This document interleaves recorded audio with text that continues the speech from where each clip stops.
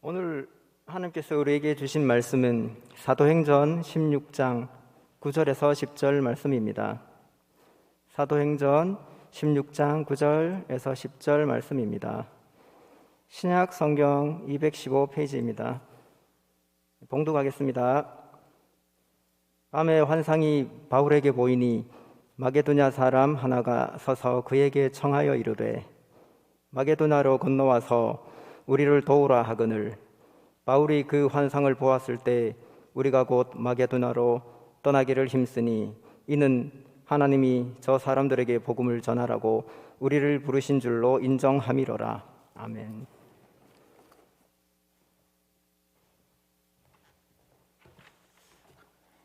이 시간에는 말씀을 듣는 시간입니다. 우리 담임 목사님께서 우리 강사로 오늘 귀한 말씀 건너와 우리를 도와달라라는 제목을 가지고 말씀 증거하실 때 큰 은혜 받으시기 바랍니다. 나오실 때 우리 큰 박수로 환영해 주시기 바랍니다.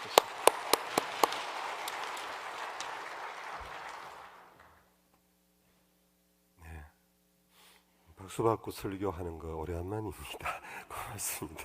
네, 제가 그 사람 이름 기억이 안 나는데요. 아마 여러분들 아시는 분일 것 같은데 여자 세계 여행가예요.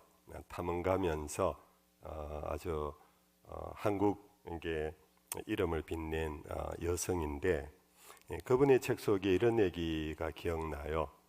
할까 말까 할 때는 해라. 갈까 말까 할 때는 가라. 먹을까 먹지 말까 할 때는 먹지 마라. 살까 사지 말까 할 때는 사지 마라. 나름의 이제 그분은 그런 나름 자기 삶의 어떤 패턴을 가치관을 갖고 그렇게 활동한 것 같아요. 여러분들은 그런 나름의 삶의 준칙이 있습니까? 자기 삶의 준칙이 있는 사람은 확실히 생활이 분명해요. 그리고 좀 더 진취적이에요. 좀 더 넓어져요. 한마디로 말하면 성공적인 삶을 살아요.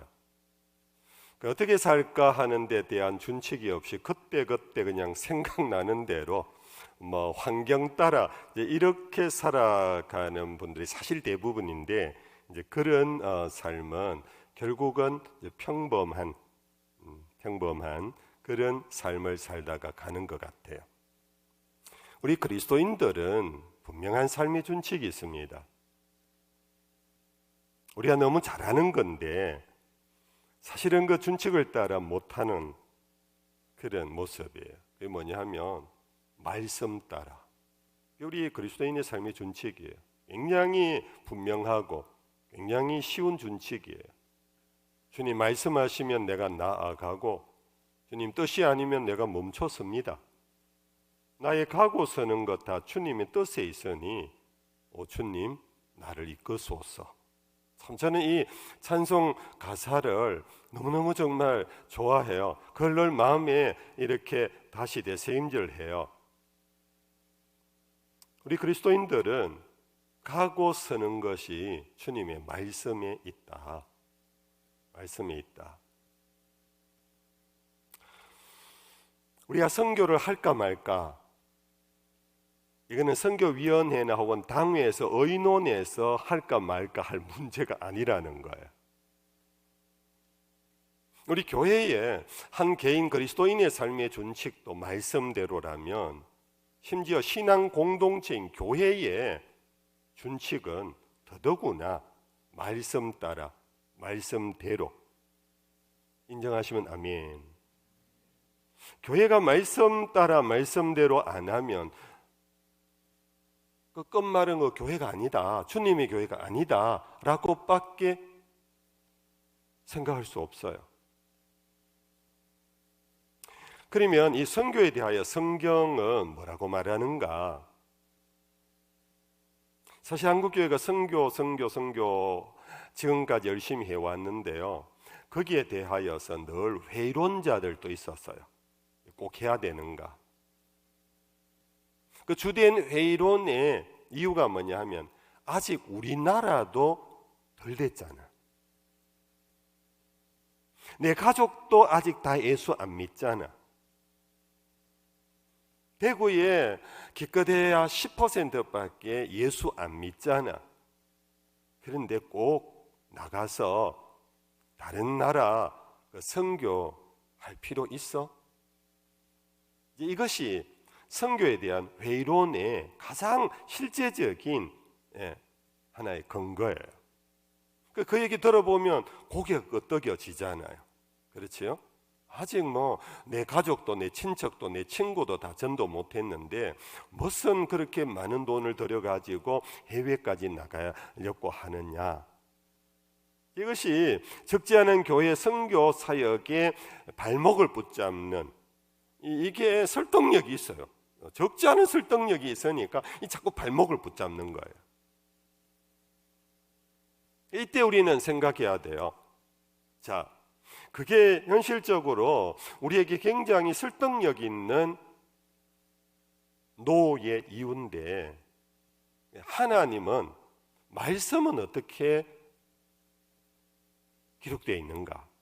이걸 생각을 해야 된다는 거잖아요. 자, 하나님이 저와 여러분들을 사랑하셨습니다. 아멘. 그래서 독생자를 주셨습니다. 그래서 그를 믿게 되었고 우리 하나님의 자녀가 되었어요. 그래서 우리는 너무 감사해서 주일마다 모여 하나님 앞에 예배를 드리고 있어요. 근데 하나님이 사랑하신 분들이 누군가? 저와 여러분들만인가? 성경은 분명하게 너무 우리가 잘 아는 말씀 요한복음 3장 16절 하나님이 누구를 사랑하셨다고요? 세상을 이처럼 사랑했대. 이때 이 세상이라는 것은 모든 인류 사람들을 포함한 세계를 의미해요. 하나님이 모든 사람을 사랑하셨다. 이게 복음의 핵심이에요. 하나님 모든 사람을 사랑하셨는데 아직도 복음을 듣지 못하는 사람이 너무너무 많다. 지금 내 이웃은 내 가족은 복음을 듣고도 안 믿지만은 세상에 많은 사람들이 아직 복음을 듣지도 못했다. 근데 하나님이 그들을 사랑하셔서 독생자를 주셨다는 것. 이게 성경의 가르침이다. 그러므로 듣지 못한 사람이 어떻게 믿겠습니까? 그래서 그들에게 복음을 듣도록 전파해야 된다. 이것이 우리나라 지경을 넘어서서 세계를 향하여 선교해야 한다라는 성경의 가장 명확하고 투명한 성경의 가르침. 예수님께서 부활하신 다음에 제자들을 떠나면서 하신 위임령이 있어요. 여러분들 잘 아는 마태복음 28장 19절 20절 너희는 모든 민족에게로 가서 그들을 제자 삼아라. 그들에게 아버지와 아들과 성령의 이름으로 세례를 주고 내가 너희에게 분부한 모든 것을 가르쳐 지키게 해라. 그리하면 내가 세상 끝날까지 항상 너희와 함께 있을 것이다. 아멘. 예수님께서 너희는 빨리 유다 땅으로 가거라. 너희 예루살렘에 다시 올라가거라. 너희 갈릴리 사람들 빨리 너희 동네 사람들 전도해라. 이렇게 말씀하지 아니하시고 너희는 모든 민족에게로 가라. 그 당시만 해도 베드로의 가족들, 형제들, 자기 친구들 다 예수의 제자 아직 안 돼서요. 야, 너 디베라 동네로 가라. 너 동네 그 동네 저는 100% 복음화 시켜라. 이렇게 말씀하지 않으시고 모든 민족에게로 가라. 여러분들 오늘날은 모든 민족 그러면 그래도 우리의 바운다리, 눈 바운다리 안에 들어오잖아요. 지구본이 있고요. 뉴스를 보면 막 전 세계 뉴스거리가 바로 TV 안에 들어오니까 이 모든 민족이 뭐 사실 우리 손 안에 들어와 있는 것이 느껴지잖아요. 그런데 2000년 전에 제자들에게는 모든 민족이라는 것이 잡히지를 않아요. 이 범주가. 그들이 기껏 아는 것은 그들 주변에 있는 유대인, 그리고 갈릴리 땅, 그리고 좀 더 나아간다면 로마 사람들이 와서 통치하니까 로마 사람이 있구나, 헬라 사람들이 철학 성생돼 있으니까 헬라가 있구나, 이 정도지. 모든 민족이라는 게 잡히지 않는 세계 때 예수님은 그들에게 너희는 모든 민족에게로 가라 그랬어요. 가라. 그러므로 선교의 회의론은 우리 인간의 그냥 어떤 의미에서 자기중심적 세계관에서 나온 것이라고 밖에 할 수가 없어요. 성경에서 그런 회의론의 근거가 없어요. 성경은 하나님이 세상을 사랑하셨다 그러고, 예수님도 모든 민족에게로 가라 그러고, 그리고 우리가 더 잘 아는 성령을 보내주신다 하면서 하신 말씀도 성령이 너에게 임하시면, 사랑하는 성도 여러분들, 성령 받으셨지요? 성령 받으셨기에 예수를 구주라 시인하고 믿는 우리 모두 아닙니까? 성령을 받았다면 성령을 우리에게 주신 하나님의 목적이 있어요. 성령이 너에게 임하시면 너희가 예루살렘과 온 유대와 사마리아와 땅끝까지 이르러 내 증인이 되리라. 성령을 받은 사람 이 말씀을 잊어버리면 안 돼요. 성령이 나에게 오신 이유가 땅끝까지 이르러 가라고 하는 권능을 우리에게 주시려고 오셨는데, 나는 성령 받고 나 혼자만 예수 믿고 내 주변 사람들만 서로 끼리끼리 아이고 야야 아무개야 하고 좋은 사람들끼리 모여갖고 교회 이루고 교회 안에서 우리들만의 잔치 천국을 만든다면은 성령이 얼마나 당신 스스로 의인화법으로 표현한다면 얼마나 당신이 우리 때문에 초라해져 버렸는지 몰라요. 성령이 우리에게 오셔서 우리를 땅끝까지 이르도록 하려고 하는데 우리 안에 와서 막 초라한 존재가 되어버렸어요. 이리 볼 때 우리는 해외까지 그 많은 돈 들여갖고 그 많은 시간 들여갖고 물자 보내갖고 해야 되나 하는 이 회의론은 결국은 성경의 준칙에 의하면은 그거는 빨리 버려야 되는 거예요. 오늘 오후 예배 선교 원신 예배라고 아시고 오신 여러분들은 이미 그 회의론을 버리고 오신 줄로 압니다. 근데 우리 교회 성도들 중에는요 적지 않은 분들이 회의론에 있어요. 회의론에. 그리고 만약 서로 선교 얘기하다 보면은 심지어 막 침을 튀길 정도로 이 회의론을 가지고 막 반박하시는 분을 여러분들 주변에도 있을 수 있어요. 이럴 때 우리는 그들에게 대답해야 하는가? 우리의 모든 생각을 내려놓고 성경이 뭐라고 말하는지 들어가 보자. 우리는 성경을 펼쳐서 읽어보자. 성경에서는 네 이웃이 아직 덜 복음화되었으면 머물러라고 말했느냐, 아니면 그럼에도 불구하고 모든 민족에게로 가라고 말했는가? 그걸 우리 한번 찾아보자 해야 되는 거예요.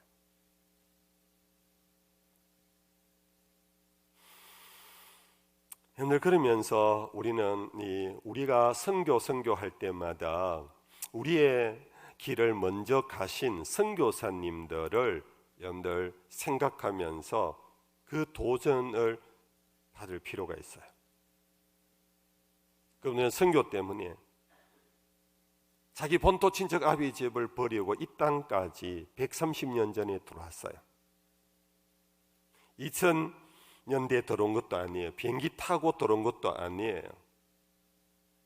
130년 전에 여러분들 선교사가 우리 조선반도에 들어올 때는 정말 여러분들 참 바람 타고 움직이는 그런 배를 타고 오신 분도 있고, 겨우 통통배 기선이라고 하는 그 배를 타고 미국에서 이 조선반도 태평양을 건너는 것이 심지어 2달, 3달 그 이상 걸려서 도착을 해서 이 땅에 와서 그들의 문화와 전혀 다른 문화 속에 음식도 다르고 옷도 의복도 다르고 말도 다른 이 땅에 와서 그분들이 결국은 목숨 걸고 이 땅에 죽기까지 하며 복음을 전했던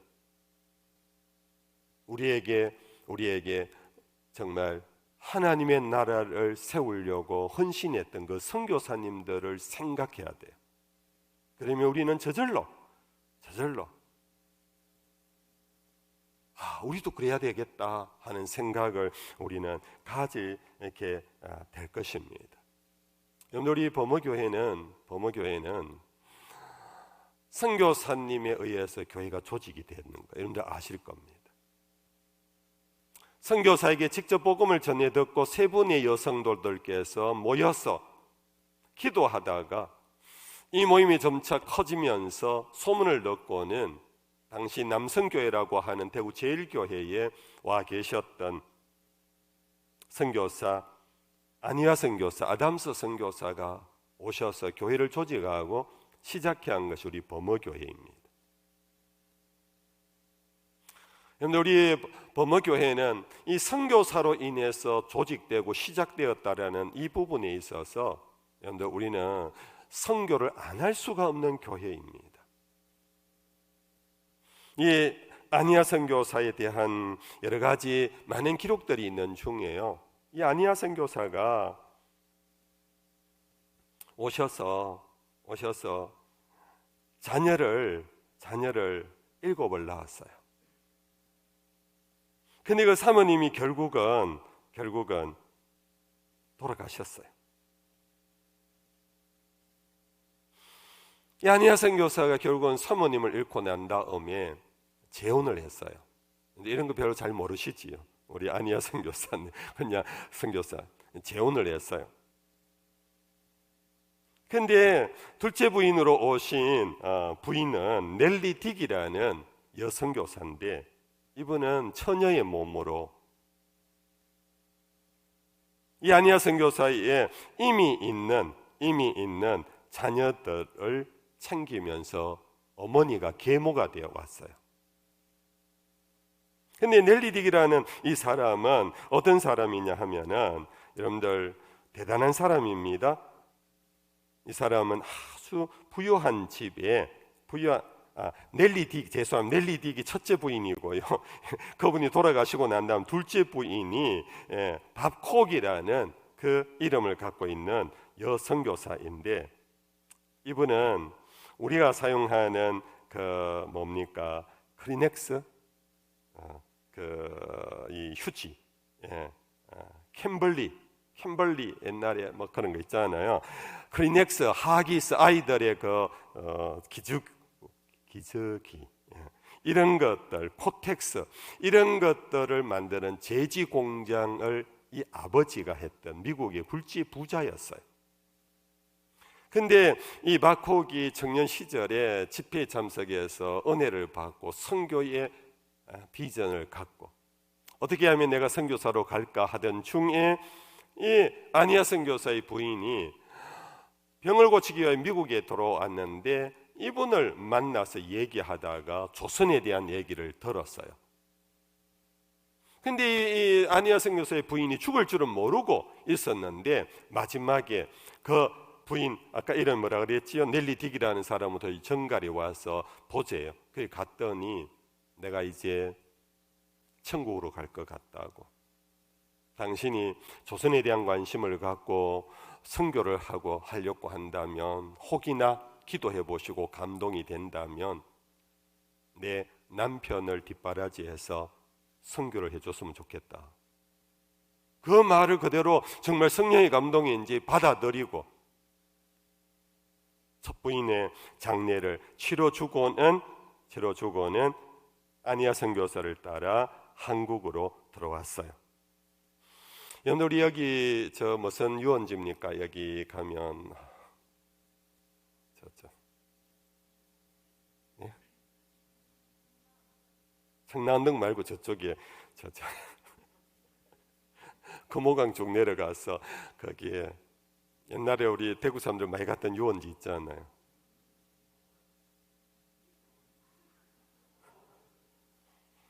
죄송합니다. 저 이런 모습을 보고 흔히 하는 말이 목사님 은퇴할 때 됐다. 네, 맞습니다. 뭐라고요? 하원.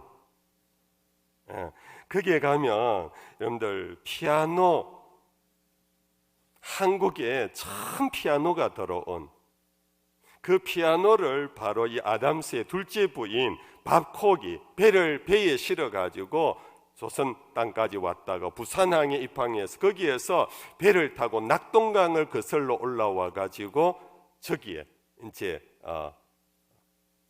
거기에 이제 지금 뭐 얼마 전에 뭐 피아노 뭐 1000대인가 두고 이렇게 합주회를 가졌다. 그런 아무튼 이 박콕이라는 이 부인 선교사님이 아주 부유한 집의 딸인데도 불구하고 그는 모든 것을 내려놓고 선교를 위하여 이 땅에 들어왔어요. 그 아담스 선교사를 뒷바라지하면서 했는데 이 남편 아담스 선교사가 또 62세에 여러분들 또 병이 털컥 들어버렸어요. 알츠하이머가. 젊은 부인이 와서 정말 처녀의 몸으로 와서 선교에 뒷바라지 한다고 왔는데 이 남편이 오래가지 못해서 알츠하이머에 걸리고 결국은 옛날 알츠하이머를 치료하지를 못해서 결국은 치병을 위하여 남편은 다시 미국으로 가게 되고 남편 병간호한다고 다시 나갔지만은 그 아담스의 아니야 선교사의 아들 4명을 이분이 잘 키워가지고 한국에 다시 선교사 2세로 연결하기까지 참 훌륭한 여성이었어요. 이분은 나중에 임파선 암으로 또 돌아가셨고요. 어찌 보면은 왜 그런 고생을 사서해 그랬는데 그분으로 말미암아 한국 교회가 대구 교회가 이렇게 오늘 우리가 범어동에 범어교회라는 이런 좋은 신앙 공동체를 이루고 우리도 선교하자 하고 하기까지 세월은 100여 년이 지났지만요 정말 놀라운 열매가 우리 이런 걸 생각해 보면 지금 캄보디아의 선교사로 가 있고 우리가 사우스아프리카의 선교사로 가 있고 지금은 뭔가 희미해요. 지금은 미미한 것 같아요. 115년 전에 우리 범어교회가 세워질 때도 얼마나 서글펐겠습니까? 미국 교회로 보면 얼마나 미미해 보였겠습니까? 100여 년의 세월이 흐르면서 이렇게 대구에 중심된 교회가 되고 이 교회를 통하여 그동안 수많은 사람들이 구원을 받고 다시 세상으로 흩어져서 오늘 대한민국을 섬기는 귀한 일꾼들이 되었다. 이래 볼 때 우리가 지금 해외 선교하는 것이 부질없는 짓 같고 과소비인 것 같고 너무 지나친 그런 열심인 것 같지만은 여러분들 결국은 하나님의 역사 속에 놀라운 열매를 맺을 수가 있을 것이다. 이런 희망과 또 확신을 갖고 우리가 선교를 해 나가야 합니다. 2022년도를 시작하면서 선교주일 첫 주일은 제가 늘 말씀을 증거했는데요.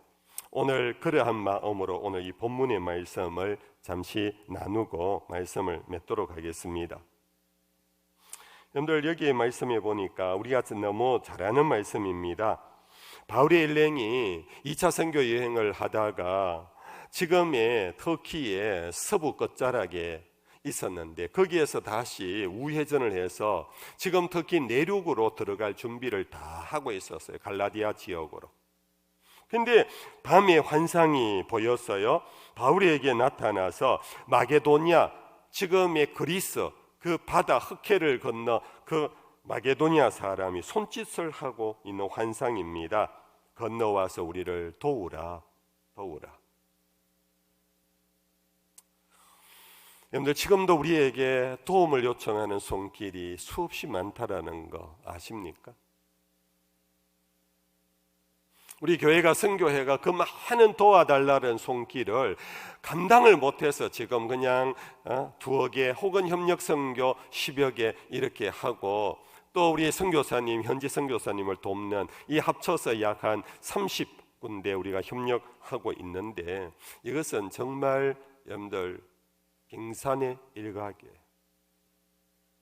교회로 보내오는 선교 편지들, 교회로 오는 청원 편지들 수없이 많아요. 와서 우리를 도와달라.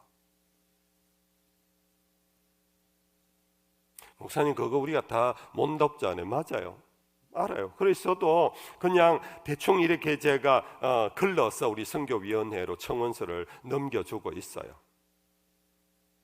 그러나 이제 저는 그 선교 편지를 받을 때마다 마음에 참 근심이 많아요. 이걸 리젝하면 이 사람은 어떻게 될까? 이걸 내가 그냥 넘겨버리면 이게 어떻게 될까? 근데 현실이 어쩔 수 없어서 제가 리젝하고 이렇게 해서 그 중에 몇몇 분들을 우리 선교위원회로 넘기고 있는데, 그것조차도 우리 선교위원회에서는 한 해 우리 재정 예산에 넘친다. 그래서 그 안에서도 또 엄격하게 또 선발해요. 또 여러 가지 서류를 보고 또 평가해요. 이래가지고 좁혀 들어가요. 아무튼 건너와서 우리를 도와달라는 손짓은 너무너무 많다라는 것을 여러분들 좀 알고 기도해 주셔야 돼요. 우리가 잘 아는 가인이 아벨을 죽이고 난 다음에 하나님이 가인에게 와서 물었던 그 질문이 있잖아요. 내 아우 아벨이 어디 있느냐? 가인이 한 말, 하나님, 내가 내 아우를 지키는 자입니까? 이게 오늘 선교 현장에서 우리를 도와달라 너는 그 도와달라는 사람, 그 도움의 말을 너는 듣느냐? 우리가 그 사람들 지키는 자입니까? 우리가 뭐 인도를 지킵니까? 우리가 뭐 저 남미를 지킵니까? 우리가 어떻게 그걸 다 합니까?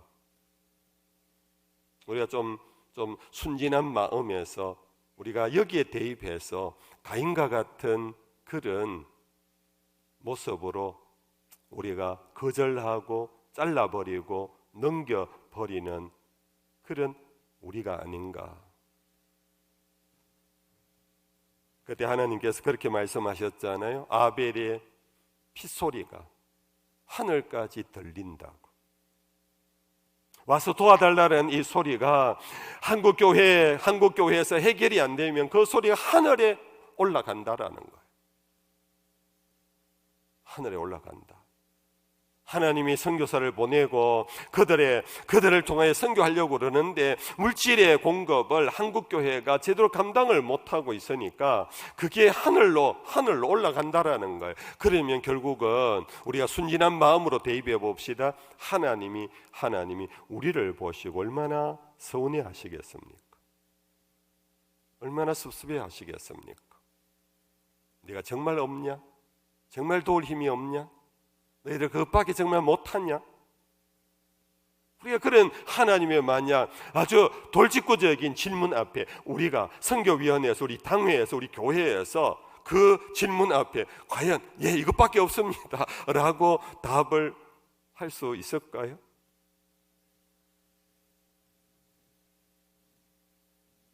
아무튼 여기서 마게도냐로 건너와서 우리를 도우라 하는 이 환상을 본 바울과 그 일행의 반응을 보겠습니다. 10절에 바울이 그 환상을 보았을 때, 이 환상을 보았다라는 것은 환상을 보고 자기 동료들에게 환상 얘기를 했다라는 거겠지요. 우리가, 복수가 나옵니다. 우리가 곧 마게도냐로 떠나기를 힘쓰니, 환상을 본 바울이 환상을 보고 마게도냐로 떠날 준비를 하니 이렇게 하지 아니하고 우리가 이랬어요. 그런데 여기 주목해야 됩니다. 바울의 선교단이 있었습니다. 바울과 함께 선교하는 일행이 있었습니다. 그런데 환상은 바울이 봤어요. 그런데 바울이 그 얘기를 나누었어요. 이럴 때 여러분들 그냥 오늘 우리로 치면은 아마 이 안에서 논쟁이 일어났을 수도 있어요. 지금 우리 준비는 다 저쪽으로 해놨는데 무슨 소리냐? 아니 이렇게 무대포로 할 수 있냐? 갑자기 계획을 변경할 수 있냐? 온갖 이제 논쟁이 일어날 수 있는 거 아닙니까? 오늘로 치면은 사도면 다가 담임 목사만 다가 아니 이때까지 준비는 여기 이쪽으로 가려고 다 준비했는데 우처럼 말이냐 하고 아마 싸움이 남직한 상황인데 바울의 환상을 그들이 들었을 때 우리가 곧 마게도냐로 떠나기를 힘쓰니 이는 하나님이 저 사람들에게 복음을 전하라고 우리를 부르신 줄로 인정합니다. 참, 여기에서 여러분들 정말 아름다운 리더십이 보입니다. 그리고 아름다운 팔로우십이 보입니다. 사도 바울이 그의 하나님의 계시적인 환상을 자기 동료들에게 얘기했을 때 동료들은 성령 안에서 그들이 한 마음을 가지게 되었고 그들이 성령 안에 한 감동을 받았을 때 그들은 주저없이 논쟁 없이 싸움 없이 우리를 부르신 줄로 그들이 다 같이 인정했다라는 것. 여러분들 하나님의 일은 참 이렇게 되어야 해요. 이렇게 되어야 해요. 하나님의 일을 두고 여러분들 우리는 지상교회는 참 갑론을박을 많이 합니다. 물론 제가 회의라는 걸 무시하거나 불필요하다고 얘기하는 건 아닙니다. 그러나 항상 우리는 성령의 인도하심에 어린 마음으로 정말 겸손한 마음으로 마음을 합할 줄 알아야 합니다. 그럴 때 성령의 역사가 진행됩니다. 그럴 때 하나님의 뜻이 하늘에서 이루어진 것과 같이 이 땅에서도 이루어집니다. 그럴 때에 여러분들 교회가 교회되고 교회가 이 세상을 이끌어갈 수가 있습니다. 오늘 이 개신교회는 정말 사분오열이 되어가지고 여러분들 사회 지도층들이 추기경은 찾아가서 굽신거리는데 개신교회는 누구에게 가서 의논하고 인사드려야 할지 모르는 그냥 교파가 많다, 교단이 많다의 문제가 아닙니다. 교단이 많고 교파가 많아도 그들이 하나님의 나라 위하여 복음 위하여 선교를 위하여 함께 모여 기도하고 성령의 인도하심 앞에 그들이 겸손히 순종만 한다면 여러분들 오히려 개신교는 더 큰 파워를 가질 수가 있을 것입니다. 저들은 조직과 제도 속의 하나라면 우리는 자유하는 헌신과 자유하는 합의와 자유 속에서 단결을 할 때 그 힘은 더 큰 거 아니겠습니까? 교회 바깥에 얘기할 거 없습니다. 우리 교회 안으로 돌아옵시다. 정말 우리가 여러분들 교회 하나님의 일을 위할 때에 특히 선교 부분에 있어서는 이게 정말 중요한 성경 텍스트입니다.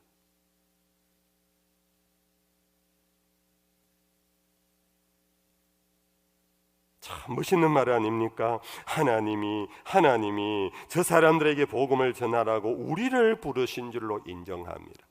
바울이 본 환상에 함께 공감하고 바울만 당신만 가 우리는 갈 대로 준비한 대로 갈게가 아니고 함께 우리를 부르셨다고 그것을 인정하며 마음을 합하고 뜻을 합하고 이 길이 결국은 마게도냐로 갈 수 있게 되었고 우리는 쉽게 그런 생각합니다. 사도 바울이 환상 보고 사도 바울이 마게도냐로 가면서 유럽이 복음화됐다고.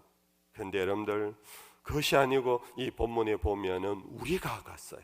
우리가 결단했어요. 우리가 부름을 받았다고. 우리가 미션을 해야 한다. 익명에 알려지지 않는 이름 없는 사람들의 연합, 그들의 순종, 그들의 합심, 이것이 결국은 하나님의 나라를 세워가는 놀라운 일이 된 것입니다. 새해를 열면서 선교위원회 여러분들이요 정말 기도 많이 하시고 성령으로 하나 되십시오.